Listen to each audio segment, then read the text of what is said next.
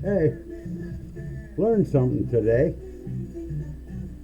Crushing blow to my ego. Not really, but it's always nice when you learn something new, especially if you've been doing it wrong for over 50 years. I drilled holes today. Lots of them. Actually started yesterday. Uh, Half-inch plate, 3/8 inch plate. You can see them both right there pretty clearly. The half-inch are tool bases for my anvil and treadle hammer. The other ones are bases for guillotines, the 3/8. Sitting right in front here is an anvil plate. I'm building a couple of these 24-inch anvils uh, for knife makers that need to get a real anvil. Uh, these things will do the job handily and are far better than what I'm seeing available to purchase for the money I can sell them for. Anyway, I'm going to drill holes today because I got to make hardy holes. Fortunately, in the anvil plates, I only got to make one in each of them. I have 6 of those to build, but I'm only going to do them 2 at a time because it's a lot of work. Keeps me busy for a while. What I was doing is drilling 3/4 inch holes in most of the work plates. Everything gets 3/4 inch holes first. I didn't do the anvils. I was going to wait and do those at a later date. That's the anvil plates are 4140. They are annealed and they're ready to work. I just wasn't ready to start on them yet. Anyway, I went to drill the 1-inch holes in that half-inch plate there, and the 7/8 immediately chipped out its corners. When I was a kid, I was taught to start out with a small hole when you're drilling steel and work your way up. Now, I've always generally jumped up an 1/8 inch at a time, figuring that was plenty safe. My drill press, I slowed it down because I've been running bigger bits. I slowed it down to about 360 RPM. Well, I torched the 7/8 and the 1-inch bit.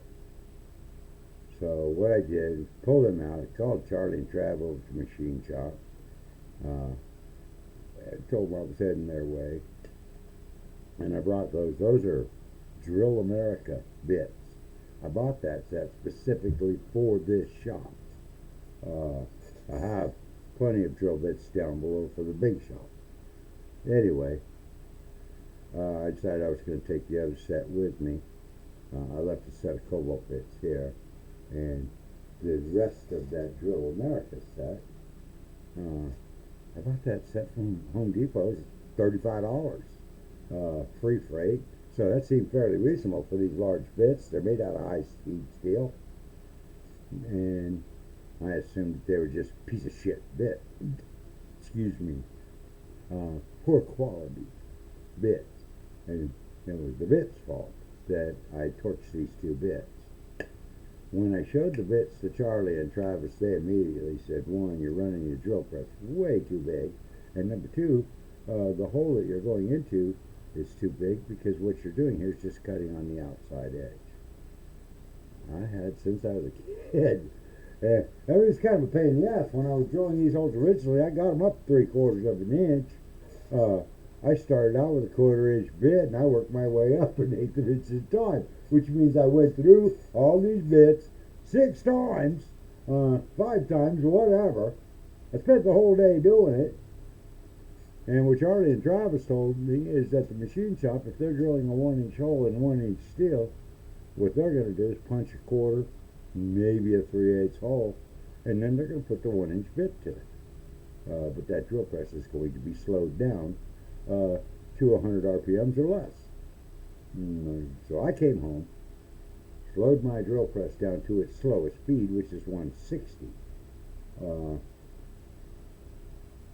And went back to drilling those holes with the bits from down below, and holy crap, those 1-inch holes right there, they went right in. I had any trouble at all. Not to mention, I got these really, really nice curlers out of it. I'm not used to getting these babies. Uh, I'm used to seeing them about maybe a quarter that size and breaking up into pieces like that. So I knew that they were right and I was wrong as soon as I started seeing those curlers. Uh, got the 1 inch post done. Screw it. Got the handles out. Those two plates that are annealed, I only have two of them annealed, so that's how come I can only build two of them anyway. I'm not going to try and drill that 4140 without nailing it. The 3/4 inch holes in that, I literally punched, I don't know, I grabbed a bit in between 1/4 and 5/16, centered the holes, used the centering bit to make sure that they are centered on my flat. I'm kind of anal about that sort of thing. Once I punched those holes through, and in the process of doing it, realized that, wow, this is way better, works way better. Drill bit's not heating up, smoke's not rolling off my oil. It just the whole operation went way smoother. I punched the initial pilot holes, put 3/4 inch bit back in there. That's the Drill America bit from that $35 set from Home Depot, and punched 4 holes in these anvils. Holy crap! It went very quickly. I got to clean up the mess, and then I got to get my file out. And I got one of those little.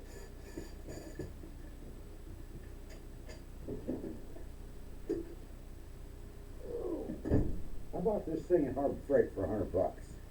This is $100 well spent. It's good for getting into tight spots. If you got to take the weld out of the inside of a piece of tube stock, this will reach in 7.5 inches.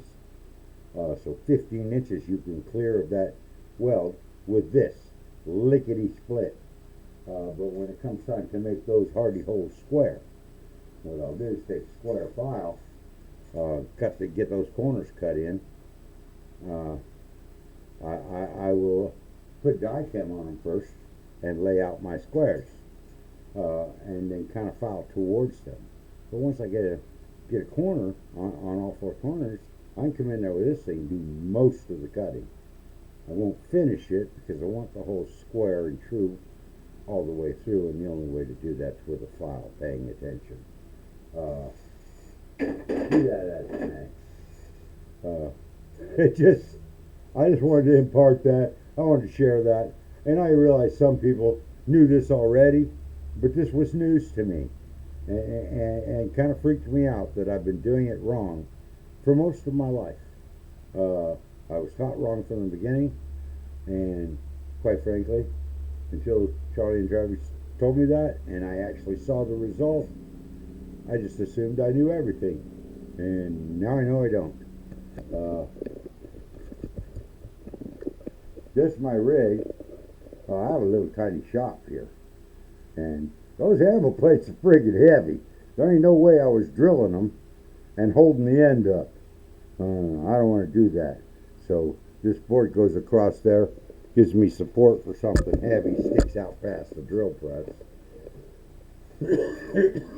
I got some aluminum channel down below that I normally use there. I got a 4-foot piece and an 8-foot piece, because sometimes if I'm drilling pipe or something, I can flip it upside down, and it's helpful.